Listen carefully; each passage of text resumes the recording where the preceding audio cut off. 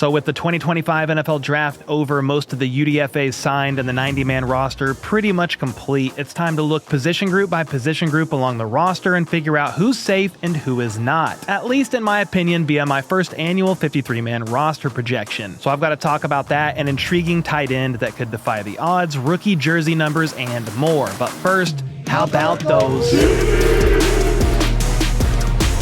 Alright, first up, before I get to this 53-man roster projection 1.0 of like 4 or 5 that we'll do over the next handful of months, I think the Chiefs might be pretty high on a certain undrafted free agent they just signed based on a few roster moves they recently made. I talked about this at the end of my video on Wednesday, but the Chiefs released 2 vets and waived several others to make room on their 90-man roster for the 7 players they just drafted, as well as the undrafted free agents they signed.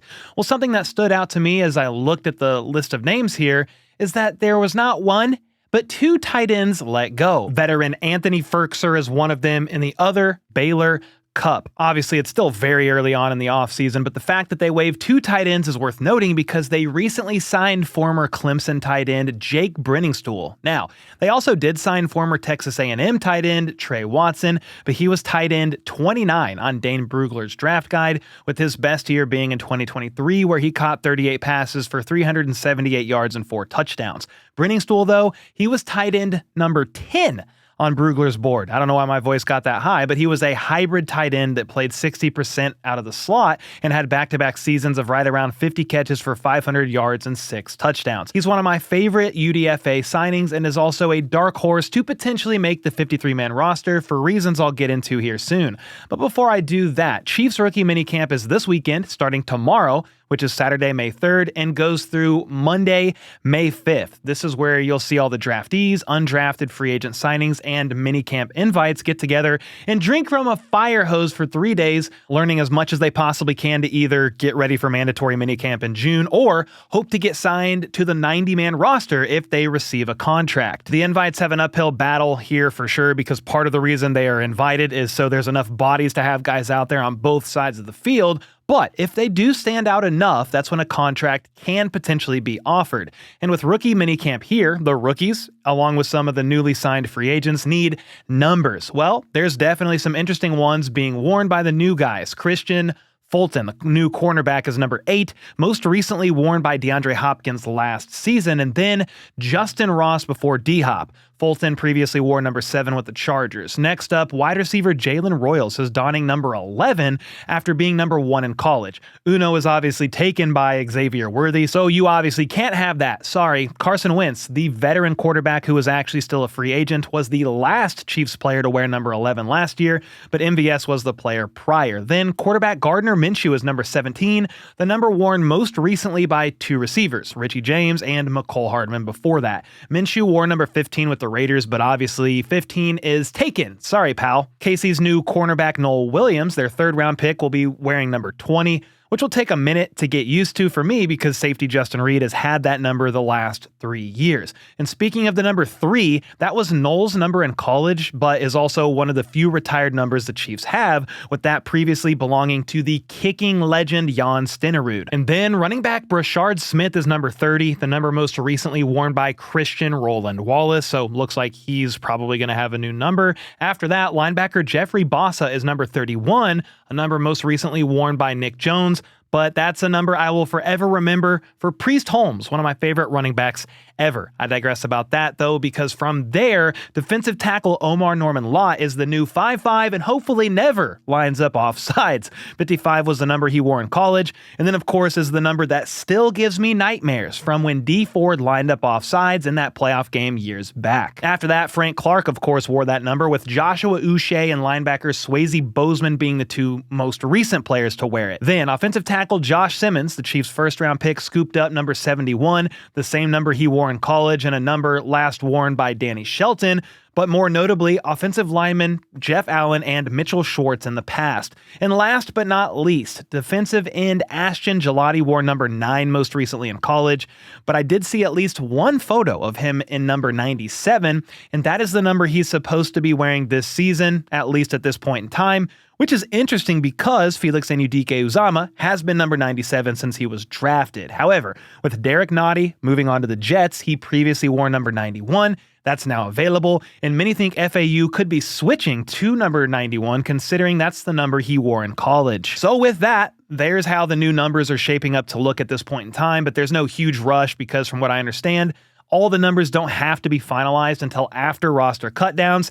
And on that note, roster cutdowns, it's time for my annual way too early 53-man roster projection now that the draft is over and the majority of the undrafted free agents have been signed. I do this to see how the state of the roster looks initially versus my last projection just before cutdown day. It's always fun to see who rises during training camp, and then obviously injuries can hit the room, which are obviously never wanted and never expected. But first, if you're looking for a premium mattress designed to upgrade your sleep, improve your overall quality of life, and is also conveniently shipped to your door for free in the US, and look no further than to the longest active sponsor of the channel, Bear Mattress. You can head to bearmattress.com/HBTC and use my code HBTC to get 40% off your mattress plus 2 free pillows. And here's why you should consider doing that. Bear's mattresses are created without the use of harmful chemicals, don't contain any fiberglass, which can be detrimental to your health, and if you tend to sleep hot, Bear's sleep recovery technology uses Cellulent-powered fabric to help you stay cool throughout the night. We've had our Bear mattress for over 2 years now and enjoyed our sleep experience so much that both of our daughters also sleep on a Bear Cub mattress of their own. Bear makes the whole experience super easy as well, having an online quiz you can take to help find the best mattress for you based on your preferences and sleep positions. I sleep on my back and prefer a medium firmness to my mattress, but my wife sleeps on her stomach and prefers a mattress that's more firm, and that's why Bear matched us up with the Elite Hybrid mattress to benefit us both. After ordering, they shipped it right to our front door for free. Again, shipping is free in the US, and from there, all we had to do was unbox it, unroll it, and boom, our sleep quality was instantly upgraded. In fact, a survey on over 300 of Bear's recent customers found that I was not alone in my assessment. 82% saw an improvement in their sleep quality and 95% would recommend Bear to a friend. It gets even easier when you know Bear has a 120-night sleep trial, so you get more than 3 months to make sure that you love it, and they also include a limited lifetime warranty and offer financing options and flexible payment plans. I definitely love my Bear mattress and think you would too. So if you want to upgrade your sleep, just head to bearmattress.com/HBTC and use code HBTC to get 40% off your Bear mattress plus 2 free pillows. This is higher than what's being offered on site, so check them out while you can. Now with all that out of the way and being said, let's get into this 53-man roster projection. I have the Chiefs rolling with 2 quarterbacks.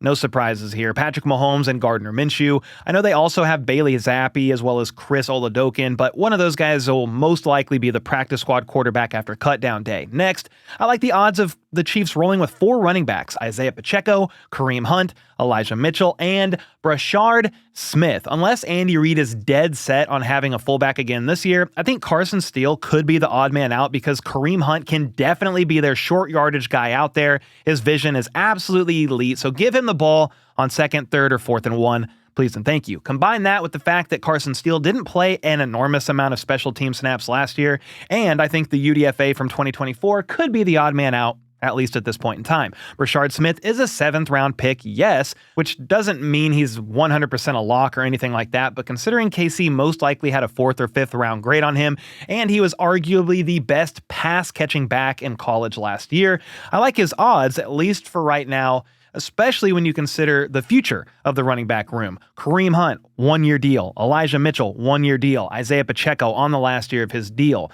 Now for wide receivers, here we go. The 4 easy locks are going to be wide receiver Rashee Rice, Xavier Worthy, Hollywood Brown, and Jalen Royals. The 2 after that that are most likely to make the roster right now is going to be Juju Smith-Schuster and Nico Remigio. Juju is on a $1.4 million 1-year deal with almost all of that fully guaranteed, so you can move on from him, but you're going to eat like $1.2 million to do so. Juju is a savvy, QB-friendly veteran wide receiver 5, especially in zone coverage opposite Travis Kelce to offset him in the middle of the field, and they also use him a ton in the blocking aspect of things. Remigio was the team's punt and kick returner last season, so he's the last one on the roster to make it right now at this point in time for me, because he definitely has the advantage over the rest of the guys given that. But I also do really like the undrafted wideout that KC just signed, an Elijah Badger out of Florida. He's built similar to Jalen Royals, boasts a 9.3 relative athletic score, and was just one of 5 FBS receivers to average 20 yards per catch in 2024.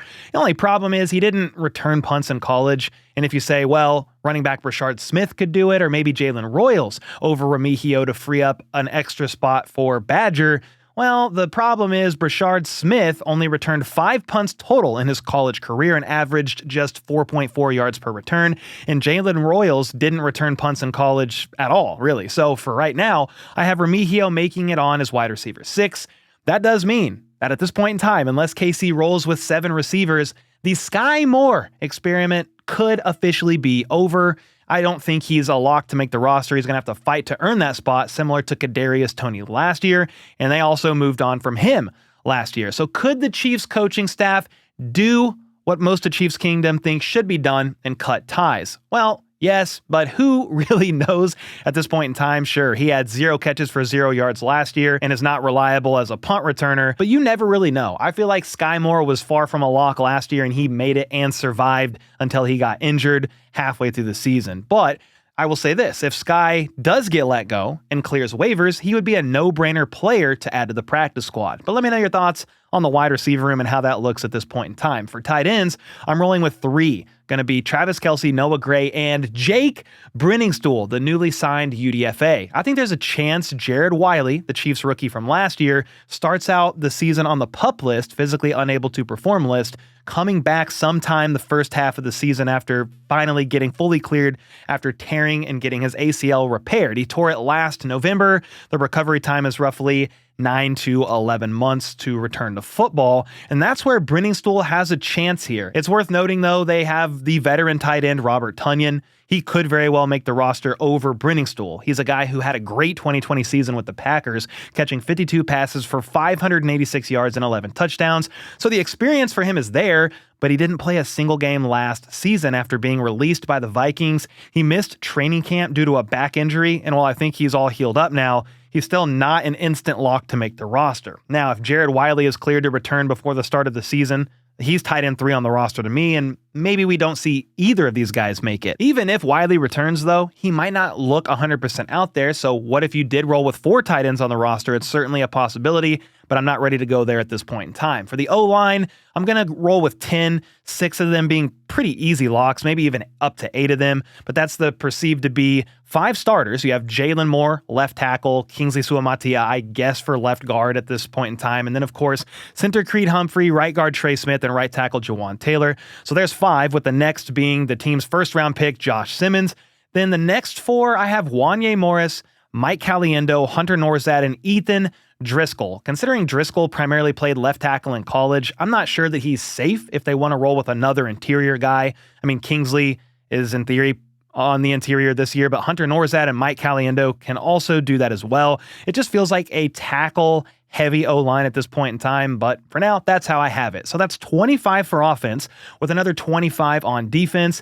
The defensive tackle room feels a bit light here, but I'm going to roll with 4 DTs and Chris Jones, Jerry Tillery, Omar Norman-Lott, and Mike Pennell. They went with 4 defensive tackles on the initial 53-man roster the last 4 of 5 years, so that trend continues for me right now. Next up, I'm going to go with 5 defensive ends: George Karlaftis, Mike Dana, Charles Omenihu, Felix Anudike-Uzama, and the newly drafted Ashton Gillotte. Malik Herring is right there in the mix too, but he should be safe to wind up on the practice squad if he doesn't make it. For linebackers, I'm actually opting for 6 here. They had 5 on the initial 53 last year, but have had 6 make it in 2023 and also in 2021. So that's why I'm going to go with Nick Bolton, Drew Tranquil, Leo Chanel, Jeffrey Bassa, UDFA Brandon George, and Jack Cochran. With them selecting Bassa in the 5th round, that could push 1 extra guy onto the roster, and on the back end of that, I'm going to go with Jack Cochran. I couldn't have Jack Cochran and Cam Jones not make the roster this year, considering Jack Cochran played the 2nd most special team snaps, and Cam Jones played the 4th most special team snaps. So I had to pick one of them to stay. That's going to be Jack Cochran, who has also worn the green dot for the team when push comes to shove. The signing of Jeffrey Bassa complicates things because he was also a green dot his last year in college, but when it comes to rookies, I can't expect too much out of them at this point in time. But I have Brandon George, the UDFA, making it just out of how intrigued I am by his athleticism. He had a 9.98 relative athletic score, the 7th most athletic linebacker from a testing perspective out of 3,100 over the years. Leo Chanel was 3rd on that list when he came out of college with a 9.99, so I just have the Chiefs betting on George's athleticism, even if that means he primarily plays special teams this season. From here, I have KC rolling with 6 cornerbacks. You have Trent McDuffie, Jalen Watson, Christian Fulton, Noel Williams, Chris Roland Wallace, and Najee Johnson. The room is really competitive this year with the addition of Christian Fulton and Noel Williams, who definitely are going to be making the roster in my opinion.